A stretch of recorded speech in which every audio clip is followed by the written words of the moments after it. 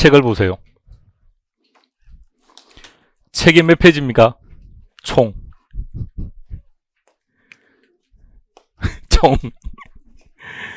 490페이지입니다. 조금 더 작아질 수도 있습니다. 페이지가 조금 더 줄어들 수도 있고, 최종적으로 넘길 때 490페이지로 넘겼기 때문에 편집 과정에 조금 페이지가 아마 줄어서 480에서 490페이지 정도 될 것 같습니다. 그러면 우리 교재에 수록되어 있는 이 내용만 정확하게 여러분들이 알고 시험장 가면 몇 점 받을까요? 100점은 좀 그렇고요. 80점요? 설마 97.5까지는 가능할 겁니다. 한 문제는 벗어나겠죠. 그러면 이 책에서 여러분들은 어느 정도 알면 된다는 얘기입니까? 결론은 60% 정도만 알면 합격한다는 얘기죠. 근데 60점을 받으면 되는 거죠. 그럼 60점을 받으면 되는데 60% 정도의 내용을 꼭 알아야 될까요? 그럴 필요는 없다는 얘기입니다. 한 50%만 알면 60점 받을 수 있다는 얘기입니다. 그러니까 전부를 다 내 머릿속에 입력할 거다라는 생각은 애초부터 안 하는 게 좋을 것 같아요. 좀 가볍게 갑시다. 가볍게. 그래야 합격할 수 있습니다. 먼저 시험 제도를 정확하게 알아야 그래야 나의 수험 전략을 잡을 거 아닌가요? 근데 우리 시험이 어떤 구조를 가지고 있다는 얘기는 이미 다른 선생님들이 너무도 많이 했기 때문에 개론 시간에서는 그런 얘기는 더 이상 언급하지 말고요. 그럼 결론은 60점만 받으면 합격하는 거죠. 그럼 60점 받으면 합격한다면 그 과목에서 50% 정도만 알면 돼요. 모든 과목 다. 그러니까 문제는 그 50%만 알면 되는데 그것을 100% 알려고 시작을 하면 그게 부담스러워지기 시작한다는 얘기입니다.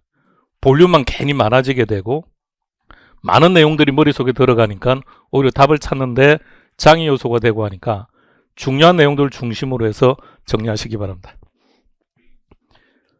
지금 우리가 진행할 내용의 타이틀이 뭐라고요? 그럼 기본 이론 끝나면 기본 이론이 언제 끝납니까? 2월? 2월 끝나면 그럼 3월부터는 이제 어떤 과정이 들어갑니까? 예? 요약? 그럼 끝나면 또 뭘 합니까?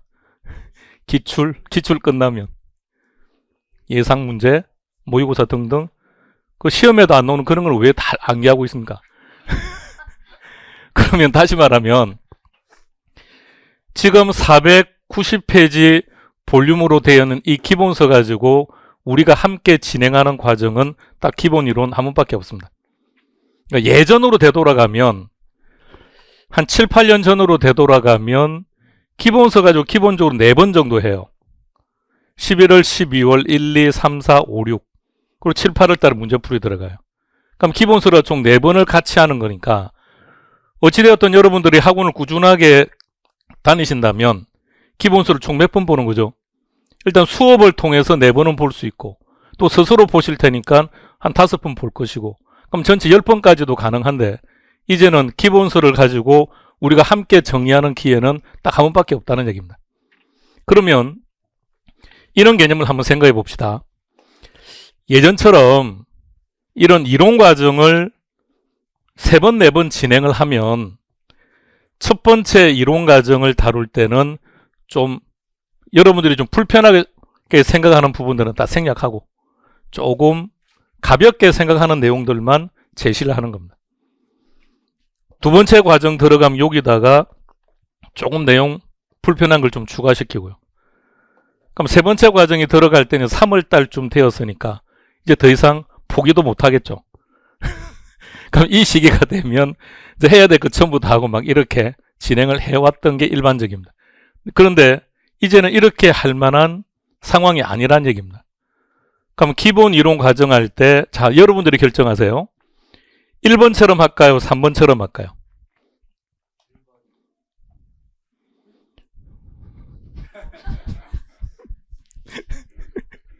우리 각본대로 합시다. 각본대로. 여러분들은 1번처럼 하기를 원합니까? 3번처럼 하기를 원합니까? 3번처럼 하면 매 순간순간 불편하다는 느낌을 받으면서 할 거야. 에이, 어려운데? 이런 생각을 하면서. 요걸 하면 그러면 매번 쉽게 받아들일까요? 그렇진 않겠죠. 얘보다 상대적으로 조금 가볍다는 느낌을 받을 수는 있겠지만 여전히 어렵겠죠. 처음 접하는 내용들인데. 그러나 어찌되었든 이 형태보다는 좀 더 가볍게 진행이 될 겁니다. 그런데 이렇게 진행을 해버리고 나면 앞으로 우리가 이렇게까지 정리를 하려면 상당한 시간이 지나가야 돼요. 그리고 이제 매번 과정이 다른 과정인데 다른 과정일 때 이렇게 해버리면 여러분들이 훨씬 불편하니까 이번 과정에 이렇게 다 할게요. 전체를 다 할 겁니다. 그러니까 조금 불편하다라는 느낌들이 오더라도 전체를 다 정리하는 거니까 조금 더 그냥 이렇게 체크하면 3월이 가고 7월 달이 가고 9월 달이 되었을 때 여러분들이 모의고사 등등을 통해서 어떤 내용들을 학습할 때 야 이건 잘 모르겠는데 그럼 그런 상황들이 생길 때마다 여기 와서 다시 이론을 한 번 더 영상을 보시면 될 겁니다. 자, 역시 첫날이니까 가벼운 OT 하나만 추가시킵시다. 제목이 뭐라고요? 이 두 사람이 뭐 하는지 보세요. 지금 투수하고 포수는 뭘 하고 있는 것 같습니까? 포수가 지금 끝없이 사인을 주고 있습니다. 무슨 사인을 줄까요? 뭘 던지라고 하는지는 잘 모르겠지만 궁극적으로 이 포수의 사인의 내용은 뭘까요? 이 타자의 가장 취약점을 알고 그쪽으로 공을 던지라고 하고 있겠죠. 그런데 이 포수는 이 타자가 어디에 강하고 어디에 약한지 그걸 어떻게 할까요?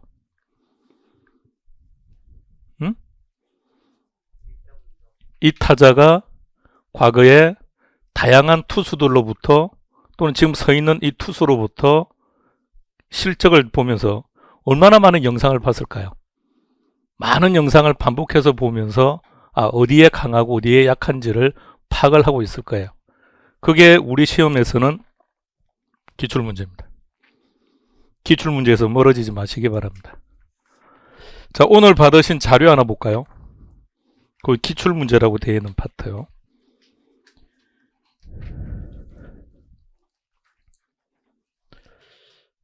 우리가 총 10주를 진행할 겁니다. 개로는 10주를 진행할 텐데 10주 동안 이렇게 나갈 겁니다. 그럼 총 10번이 나갈 겁니다. 재료에 부동산학 총론이라고 되어 있는데 이거는 제목이고요. 그리고 기출문제 1이라고 되어 있죠. 그런 건 이제 1주차라는 뜻입니다. 그러니까 10번 진행할 테니 총 10주차까지 있겠죠. 어느 순간 자료가 없다면 나는 그 주차에 자료가 빠졌을 테니까 그것만 추가로 체크하시면 될 것 같고, 오른쪽 제일 끝에 보면 출제 문항수가 있을 겁니다. 그러니까 부동산학 총론은 3문제 내지 4문제가 출제된다는 얘기입니다. 내려가면 그리스 문자 1번에 뭐라고 되어 있습니까? 부동산학의 개념. 2번은요? 부동산의 개념. 3번은요? 부동산의 분류. 4번은 부동산의 특성. 그러니까 부동산 총론이라고 하는 파트에서 다루는 내용이 총 그렇게 4가지라고요. 4개 파트 중에서 3문제 내지 4문제가 출제가 됩니다. 그럼 그 중에서 어느 파트가 제일 중요할 것 같습니까? 문항수를 보면 돼요. 문항수가 많다는 얘기는 그 파트가 중요하다는 뜻이겠죠. 거기에 맞추어서 문항수도 구성을 했다고 보시면 될 겁니다. 그리고 파트 1을 보세요. 부동산의 개념을 보면 몇 회 기출되었는지를 보세요. 근데 파트 2를 보세요. 언제 출제되었는지를 확인합니다. 그러니까 파트 2 같은 경우는 꾸준하게 최근에도 계속 출제되고 있는 데 비해서 파트 1은 출제 빈도가 상대적으로 떨어지고 최근에는 안 나왔다는 얘기입니다. 한 장 뒤로 넘기면 3, 4는 더 이상 이야기할 게 없고요. 부동산의 분류와 부동산의 특성은 해마다 한 문제씩. 그렇게 해서 매 순간순간 여러분들은 기출문제에서 친숙해지시기 바랍니다. 이번 10주 동안 진행하면서 이렇게 진행할 텐데 10주 동안 하는 내용만 알면 70점까지는 무난할 겁니다. 몇 퍼센트 정도를 알았을 때 한 50에서 60%만 나의 것으로 만든다면 70점까지는 가능할 겁니다. 다음, 합격하는데 제일 중요한 것. 오늘 처음 온 거죠. 합격할 때 제일 중요한 게 뭘까요? 어떤 시험이나 합격에 제일 중요한 거. 반복. 얼마나? 많이가 아니고 지난번 했지 않습니까? 나이만큼. 자신의 민적 나이만큼 반복하면 돼요. 막둥이는 나이가 어떻게 됩니까? 큰일 났습니다. 25번 봐야 됩니다. 이렇게. 그리고 지식은 복리로 쌓이기 때문에 3회독이 넘어가는 순간부터 나의 실력과 지식은 여러분들이 생각하는 것보다 월등히 많이 쌓여가기 시작할 겁니다. 그래서 일단 3회독까지 빠른 시간 내보시기 바랍니다.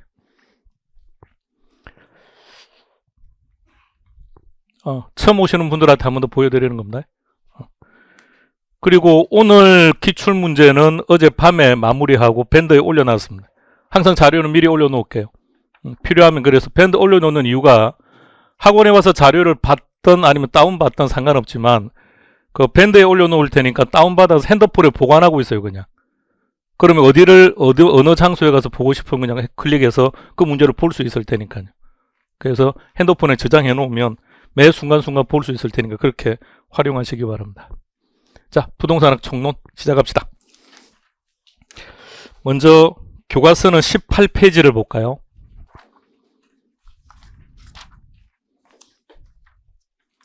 (17페이지를) 봅시다. 17페이지. 17페이지 보니까 타이틀이 부동산학 총론이라고 되어 있고 거기에는 3개장으로 구성되어 있죠. 그 3개장 제목을 먼저 확인하세요.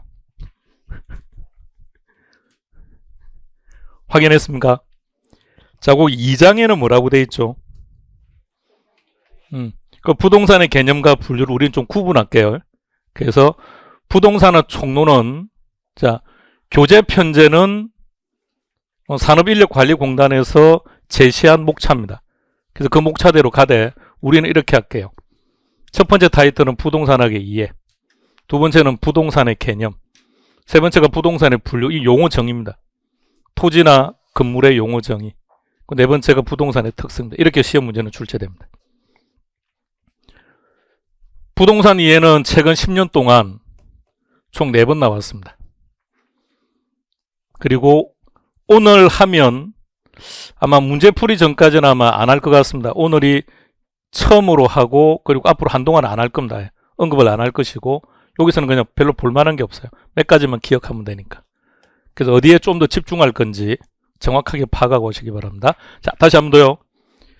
자, 첫 번째, 매번 진도를 나갈 때마다 이렇게 어느 파트에서 문제가 얼마나 나오는지를 먼저 잘 설명할 테니까 어디에 좀 더 집중할 것인지를 정확하게 해요.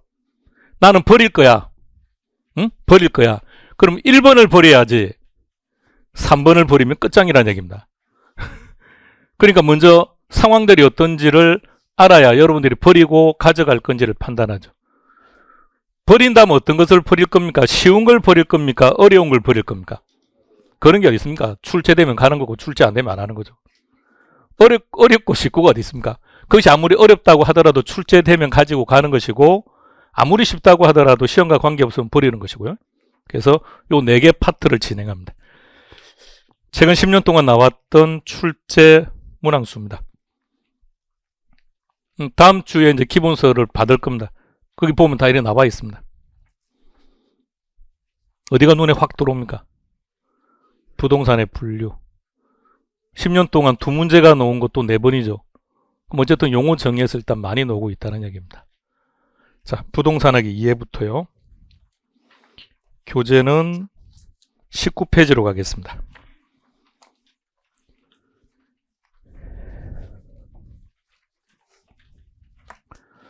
자, 19페이지 딱 펼쳐 놓으시고 갑시다. 오세요. 칠판으로. 5분간만 집중하시기 바랍니다. 자, 시작합니다. 머리 맑게 하고 시작합시다. 경건하게 애국가를 한번 부를까요? 나라 상황도 그런데. 자, 갑시다. 편안하게 들어봐요. 전체 흐름을. 먼저 교과서에서 하나만 읽고 갈게요. 19페이지 보시면 부동산학의 의의라고 해서 부동산학의 정의에 대해서 여러 가지가 나와 있습니다. 박스 안에 부동산에게 정의가 나와 있고 박스 바로 밑에 보면 더 알아보기라고 해서 여러 교수들이 정의했던 부동산의 정의입니다. 우리 시험 20회 때까지는 매번 나왔던 겁니다. 매번. 근데 지금 큰 의미는 없고요. 몇 가지만 점검할 겁니다. 자, 그러면 다시 박스 위로 가서 넷째 줄 따라서 찾았습니까? 자, 그 다음부터 읽어볼까요?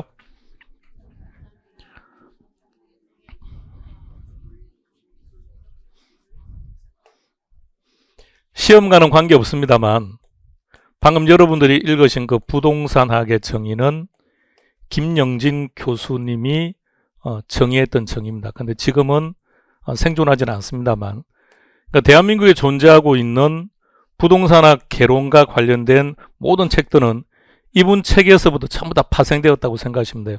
그러니까 이분의 책에 있던 것을 다 가지고 가서 약간씩 바꾸고 확대시키고 그렇게 해서 만들어진 책입니다. 시작해 볼게요. 부동산 학이죠. 지금 우리가 하는 이 과목의 제목이 뭐죠? 부동산학 개론. 그러니까 부동산학 무엇을 다루는 과목일까요? 여기 적어놨네요. 부동산을 연구하는 과목이 아니라 부동산 활동을. 그럼 부동산 활동은 뭘까? 여러분들이 지금 가장 관심 가지고 있는 중개활동 여기에 대입해 보세요. 부동산 중개활동, 부동산 감정평가 활동, 부동산 권리분석 활동, 모든 게 다 부동산 활동이에요. 그래서 부동산학은 부동산 활동을 연구 대상으로 하는 학문이에요. 근데 부동산 활동의 주체가 누군지를 살펴봅시다. 중개 활동의 주체가 누구죠? 공인중개사죠. 그래서 이제 인간이라고 합시다. 인간. 그럼 부동산 활동의 객체는 누가 됩니까? 중개사는 뭘 중개하는 겁니까? 부동산을.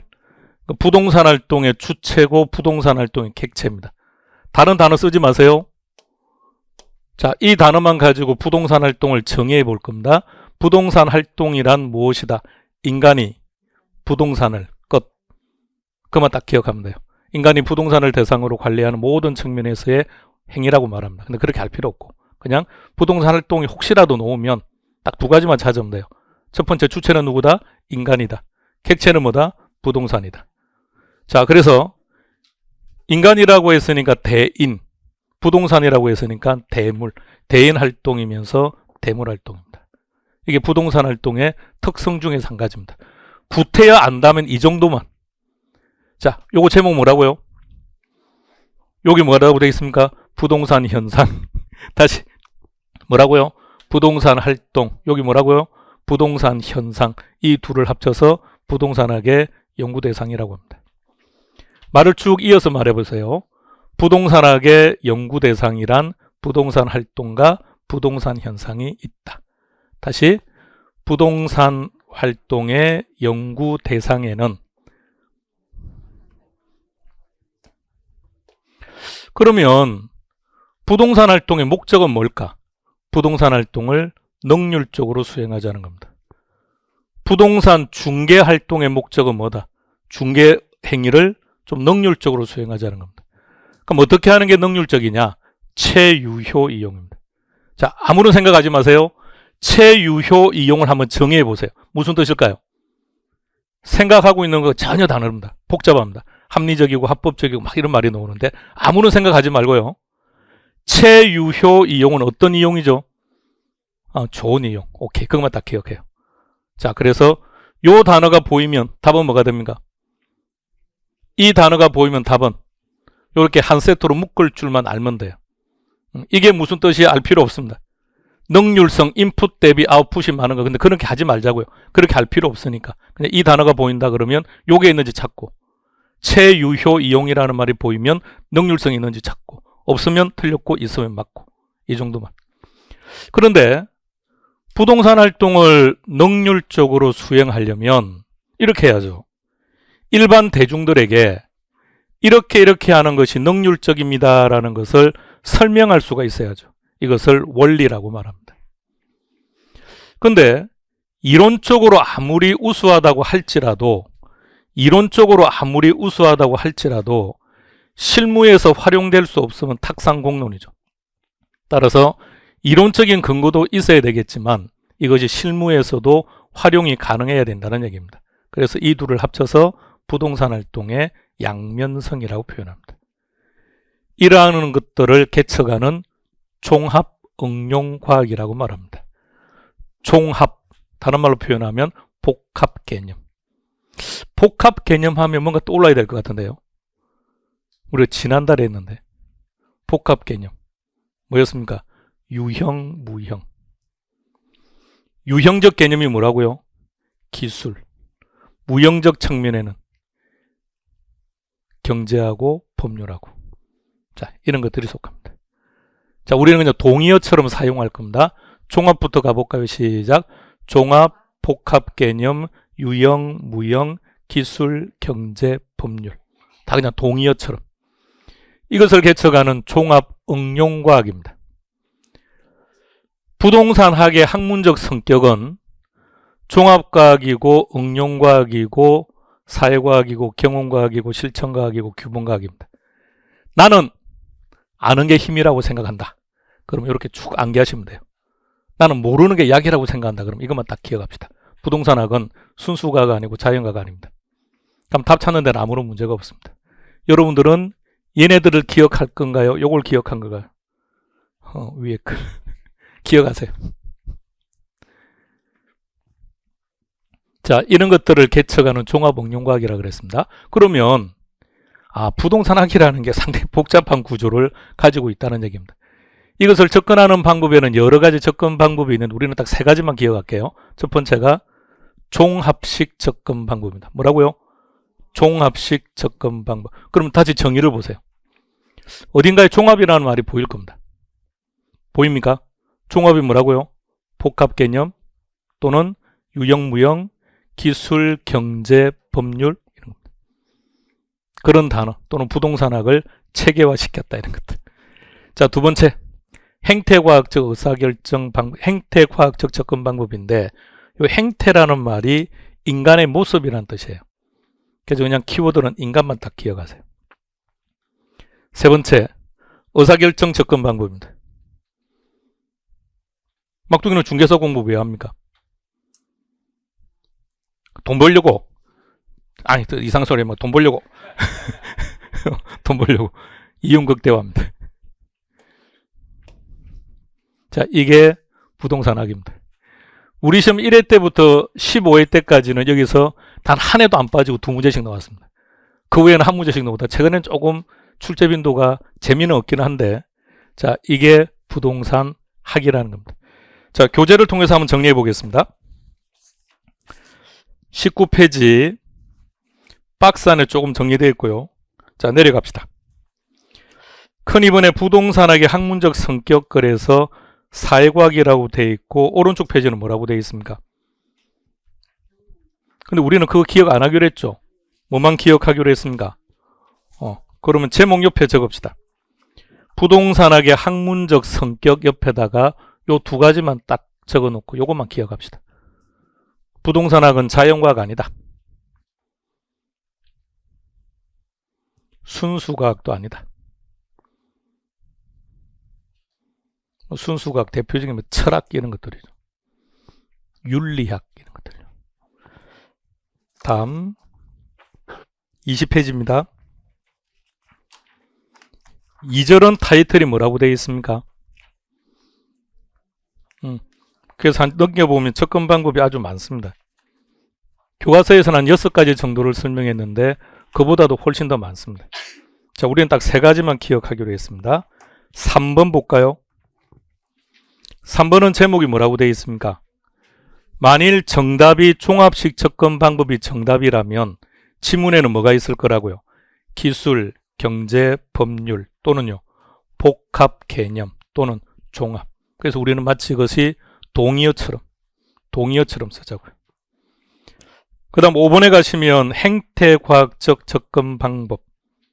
키워드는요 인간. 지금 여러분들이 오늘은 프린트물을 받아서 그런데 실제 책을 받으면 그 인간에다가 칼라로 칠해져 있을 겁니다. 키워드 다 체크했습니다. 그 다음에 6번 의사결정 접근 방법에는 뭐가 보입니까? 이용 극대화. 오른쪽 페이지 3절 타이틀이 뭐라고 돼 있죠? 부동산학의 연구 분야와 연구 대상이라고 했는데 연구 분야 한 장 뒤로 넘겨볼까요? 연구 분야는 알 필요 없고요. 연구 대상에는 두 개 있죠. 거기 뭐라고 되어 있습니까? 부동산 활동과 부동산 현상. 그래서 앞서 이렇게 했습니다. 부동산학의 연구 대상에는 부동산 활동과 부동산 현상이 있다. 이렇게. 다음 24페이지 부동산 활동 넘어갑시다. 25페이지입니다. 큰 3번 부동산 활동의 속성을 보면 1번의 제목이 뭐라고 되어 있습니까? 여기 어디에 있습니까? 과학성과 기술성. 과학성이라는 게 무슨 뜻이라고요? 이론. 기술성이라는 것은 이런 걸 말합니다. 이 둘을 다 갖추고 있어야 된다는 것을 부동산 활동의 양면성이다. 이렇게. 오른쪽 페이지로 가보겠습니다. 넘깁시다. 27페이지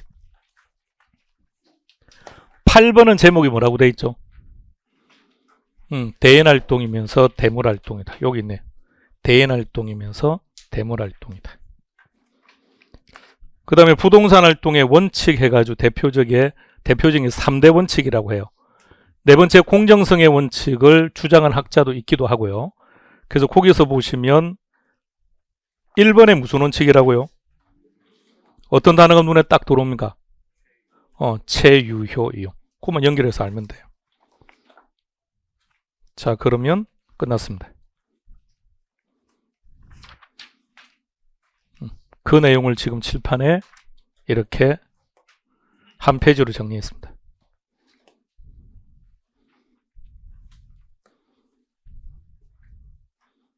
이것만 알면 돼요. 이렇게 정리하는 겁니다. 그럼 교과서에도 이렇게만 그림 하나 딱 그려놓으면 되는데 왜 복잡하게 설명을 다 했을까요? 그게 기본서니까. 기본서는 이제 하나하나 궁금한 게 있으면 한번 읽어보십시오라고 한번 해놓은 거고 실제 시험을 대비했을 때는 칠판에 있는 거 알면 되는 거고요. 자, 한 번 더 체크할 것만 봅시다. 자, 칠판 제일 중요한 거 종합.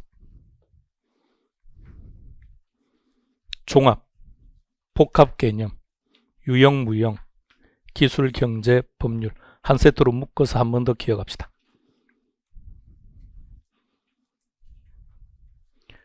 두 번째로 중요한 것. 체유효 이용을 하자는 얘기는 능률적으로 하자는 뜻이구나. 그래서 능률성이라는 말이 나오면 체유효 이용이다. 체유효 이용이 무슨 말인지 알려고 할 필요 없습니다. 알면 아주 복잡합니다. 그런 그냥 느낌. 그 단어가 주는 뉘앙스만 느껴봐요. 단순하게 생각합시다. 종로입니다. 종로. 자, 이 종로라는 지역은 주거, 상업, 공업, 농업 어떤 용도로 활용하는 것이 체유효이다. 그것이 상업이든 주거이든 그 느낌. 그 느낌이 체유효 이용이다. 그냥 그렇게 느끼면 돼요. 자, 세 번째 봐둘 내용은 이거는 너무 쉬우니까요. 자, 세 번째는 요 정도만. 접근 방법 요 세 가지 정도만.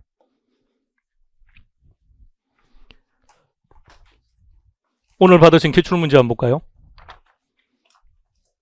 기출문제 1번이 가장 최근에 나왔던 문제입니다. 시작합니다.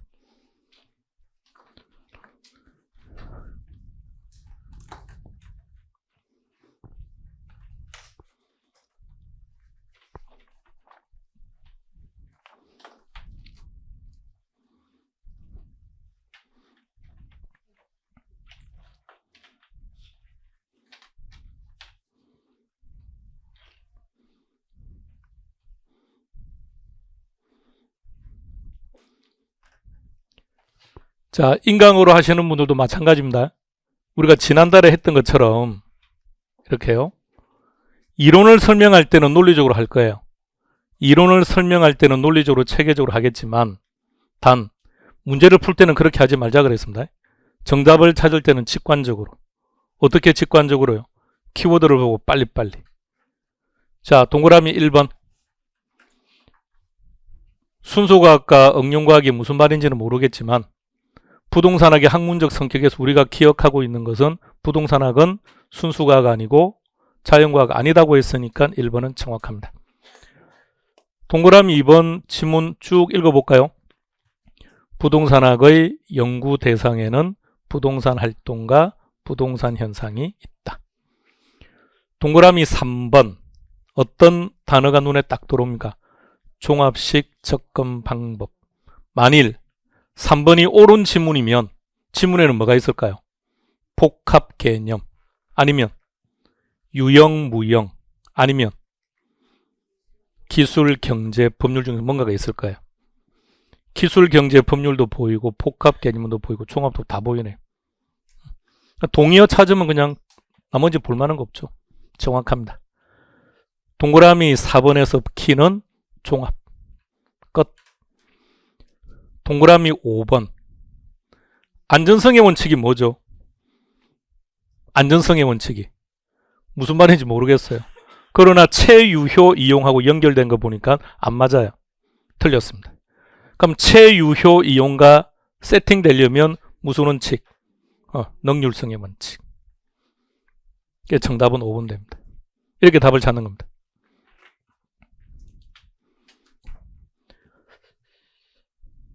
자, 한 번 더요. 여러분들에게 우리 첫 만남부터 기출문제를 지금 계속해서 제시하고 있습니다. 기출문제를 봐야 되는 첫 번째 이유, 출제 유형봐라는 얘기입니다. 출제자가 문제를 어떻게 출제하는 건지. 그럼 다시 말해서 앞서 우리가 정리했던 이 내용 하나하나를 아주 정확하게, 능률화라는 단어가 정확하게 무슨 뜻인지를 알고 순수과학이라는 게 정확하게 무슨 말인지를 알고 있는 것과 답을 찾는 것은 아무런 상관관계가 없다는 얘기입니다. 오히려 답을 찾는데 불리한 요소로 작용한다는 얘기죠. 그러니까 답을 찾는 것은 분명히 기술적인 부분이니까 답을 찾을 때는 철저하게 직관적으로 답을 찾으시기 바랍니다. 철저하게 키워드 중심으로 그렇게 강의를 할 겁니다. 그러면 이론을 학습할 때와 답을 찾을 때는 달라야 돼요. 이론을 일단 어떻게 하자고요? 논리적으로 체계적으로 설명을 할 테니까 일단은 그렇게 접근을 하셔야 돼요. 그 답을 찾을 때는 어떻게 한다고요? 직관적으로. 그럼 이제 이번 기본 과정 끝나고 다음 과정으로 들어가면 강의 패턴 자체가 아예 바뀔 겁니다. 논리적 체계적 개념을 완전히 배제시킬 겁니다. 답을 찾는 방식으로만 바뀔 겁니다. 답만 찾으면 돼요. 그러니까 필요 없는 것. 그래서 내가 어느 한 부분이 궁금한데 나는 이게 뭔 말인지 잘 모르겠는데 그러면 다시 기본 과정으로 가서 그 강의를 한번 들어보면 될 겁니다. 그런 용도로 지금 진행하는 겁니다. 자, 첫 번째 내용이었습니다. 그럼 교재 25페이지 갑시다.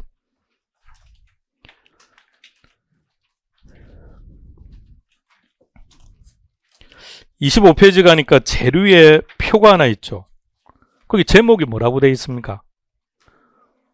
표준산업분류. 대한민국에 존재하는 모든 직업군을 다 모아서 분류를 해 놓은 거예요. 번호 체계로. 그래서 우리 부동산업은 거기 나와 있는 것처럼 분류 코드가 68번입니다. 68에 가면 박스에 있는 것처럼 그렇게 나옵니다. 지금 우리가 하고 있는 파트의 제목이 뭐죠? 부동산학 총론을 4개로 나눴죠. 첫 번째가 뭐였습니까?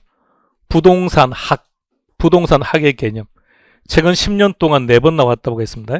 그 4번 중에서 한 문제가 방금 풀었던 26회 문제. 나머지 3번은 전부 다 이 표준 산업 분류가 나왔습니다. 얘는 더 이상 할 게 하나도 없습니다. 그냥 암기하는 겁니다. 암기하는 거 말고는 없습니다. 자, 대분류 뭐라고 돼 있죠? 실제로 보면 이제 영어로 되어 있습니다. 랜더 그래서 그냥 L 이렇게 되어 있습니다. 그 다음에 중분류는 뭐라고요? 이게 중분류인지 소분류인지 아셔야 돼요. 그러면 대분류나 중분류나 결론은 똑같다 그죠? 그러면 소분류로 가니까 이걸 2개로 나눴죠. 어떻게 나누었습니까? 거기서부터 이제 암기 시작해야 됩니다. 대분류, 종분류, 중분류, 그 다음에 소분류, 세분류, 세세분류. 분류 체계부터 골치 아픈데 그 분류 체계부터 아셔야 됩니다. 이게 중분류인지 소분류인지 아셔야 됩니다. 다음 중 분류 체계가 다른 거 찾아라 그러면 찾아내야 되니까. 그럼 소분류는 두 개가 있었는데 어떻게 나눴다고요? 그리고요. 이제 세분류로 들어가기 전에 자 오세요. 막둥이는 꿈이 뭡니까? 임대업자. 목표를 강제로 지정했습니다. 자, 방금 임대업자라 그랬어요. 그러니까 임대업자니까 임대요. 임대를 하는 것도 결론은 임대 주체 입장에서는 공급하는 거죠. 그러니까 임대 및 공급업. 자, 두 번째는요. 관련 서비스. 자, 구분하세요. 유치한데 그냥. 나는 임대업자가 목표야. 그러면 첫 번째가 임대 및 공급업. 임대를 한다. 공급을 하는 거죠. 무주택자들에게 주택을 공급하는 주체는 누가 되는 게 맞습니까? 국가가 돼야죠. 국가 역할 중에 그런 게 있는데요. 국민의 안정, 의식주 문제를 정부가 해결해 줘야죠. 그게 국가가 존재하는 이유인 거니까요. 그래서 정부는 공공임대주택을 공급을 하는 거예요. 근데 대한민국은 공공임대주택으로 해결을 다 못해요. 그럼 그 책임을 누가 지고 있습니까? 민간이에요. 그러니까 임대업자들을 보고 나쁘다라고 말하는 것은 잘못된 겁니다. 그들이 상당한 역할을 하고 있는 거니까. 자, 그리고 관련 서비스업입니다. 자, 세분류로 갑니다. 자, 이제는 책 보지 말고요. 요걸 두 개로 딱 나누세요. 두 개로 딱 나누세요. 어떻게 합니까? 부동산, 임대업, 그 다음에 공급을 하려면 뭐 해야 됩니까? 아파트를 공급을 하려면 만들어야죠. 만든다는 것을 개발이라 그러죠. 그럼 다시 부동산 개발 및 공급업. 두 개로 그냥 나눈 겁니다. 하나는 부동산 임대업, 하나는 공급업인데 만들어야 공급을 할 테니까 개발 및 공급업. 아파트에 사십니까? 그럼 관리사무소 가끔 가보십니까? 거기 가니까 주택관리사가 있던가요? 그 분야도 부동산 관련 서비스업이에요. 그래서 부동산 관련 서비스업에는 크게 두 가지가 있습니다. 어떻게 구분한다고요? 센스 있게 책을 쫙 봐요. 그러니까 방금 관리사 얘기했지 않습니까? 관리업하고 그 다음에 우리가 속하는 중개, 자문 및 감정평가.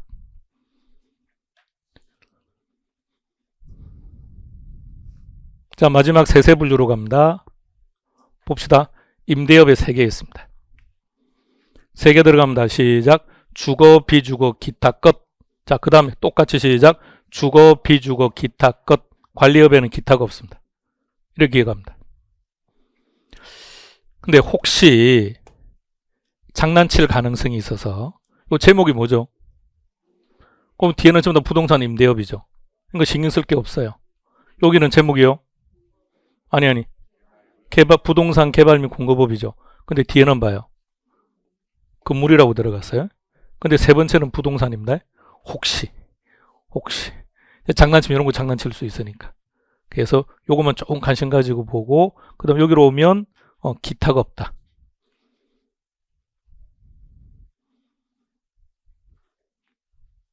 첫 번째 기억할 내용. 자, 두 번째 기억할 내용. 관리업에는 기타가 없다. 그 다음 요 그대로 좀 풀어서 말하세요. 중개업. 근데 공인중개사가 중개업 하는 건 맞아요. 그런데 이게 대리행위죠. 공인중개사는 쌍방 중개할 수 있다 없다.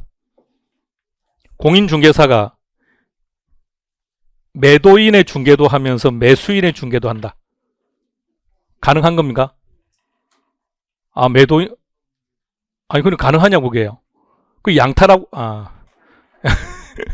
자, 가능한 거죠. 그러면 다시 제목 만들으세요. 중개 및 대리업. 그 다음 요거는요.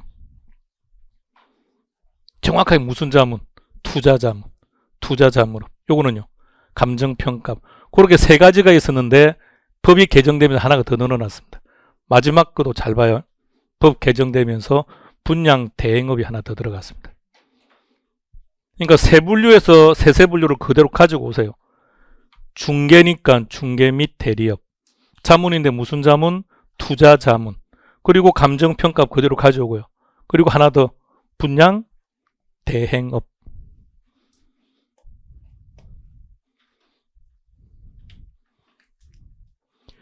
우리가 TV를 보면 박찬호 선수 그 장인 직업이 뭐라 그러던가요? 예? 부동산 업자라고 했거든요. 예. 근데 방금 저분이 말했던 건 맞습니다. 그것도 부동산업이죠. 왜냐하면 그러니까 마친 거 그럼 느낌이 좀 우리는 좀 느낌이 그렇지 않나요? 근데 부동산업 그 넓은 놈이 부동산업인 거죠. 부동산업자 이렇게 말하는 거죠. 암기 시작합니다. 30초 드리겠습니다.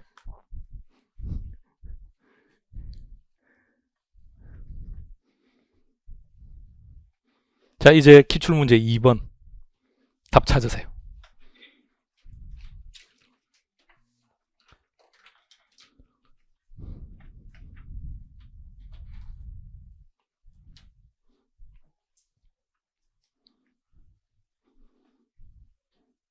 이번 기호는 아주 포괄적으로 물었다, 그죠? 부동산업에 해당되지 않는 것 찾아라. 이런 게 훨씬 편해요. 이럴 때는 오히려 답 눈에 잘 들어옵니다. 답은요? 일단 뭔지 몰라도 금융업은 방금 들어본 적이 없었으니까. 그럼 답은 2번입니다. 자, 그럼 한 번 더 해보세요. 3번 문제 시작해보세요.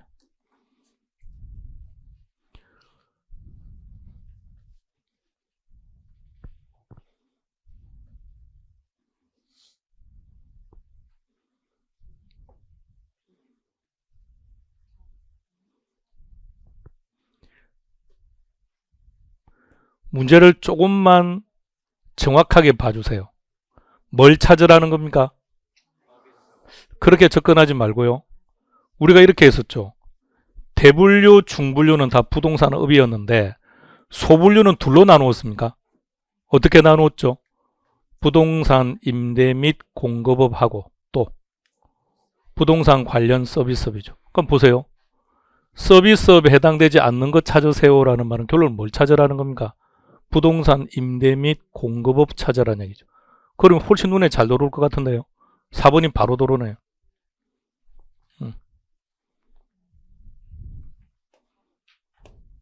근데 이제 좀 더 아주 힘들게 출제된 적도 있기는 합니다. 그러니까 이런 유형은 참 그래도 좋아요.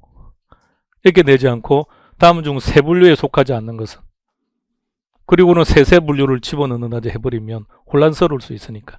그래서 대분류, 중분류는 실제 신경 쓸 필요 없죠. 그럼 세 가지 어떻게 해요? 소, 세, 세세. 그것만 조금 포커스 맞춰 정리하면 되겠죠. 자, 이 부분은 오늘 들은 걸로 끝입니다. 가끔씩 보죠. 가끔씩 이 부분. 방금 이 부분. 그러니까 표준산업 분류는 하셔야 됩니다. 하기는 해야 되는데 오늘 처음 접했고 한동안 안 할 겁니다. 문제풀이 들어가기 전까지는 설명 안 할 겁니다. 그러니까 문제풀이 들어갔을 때 한번 보고 시험 직전에 또 한번 체크 정도 하고 그 정도 수준. 최근에 한동안 출제는 안 되었기 때문에 마지막 과정에서 하기는 하겠지만 크게 뭐 신경 쓸 만한 게 없기 때문에 단지 우리가 구분할 것은 소, 세, 세세 이를 가야 됩니다. 그러니까 어디에 속해 있는지를 조금 더 관심 가지면서 보시기 바랍니다. 자, 여기까지가 부동산 학이었습니다. 쉬었다 하겠습니다.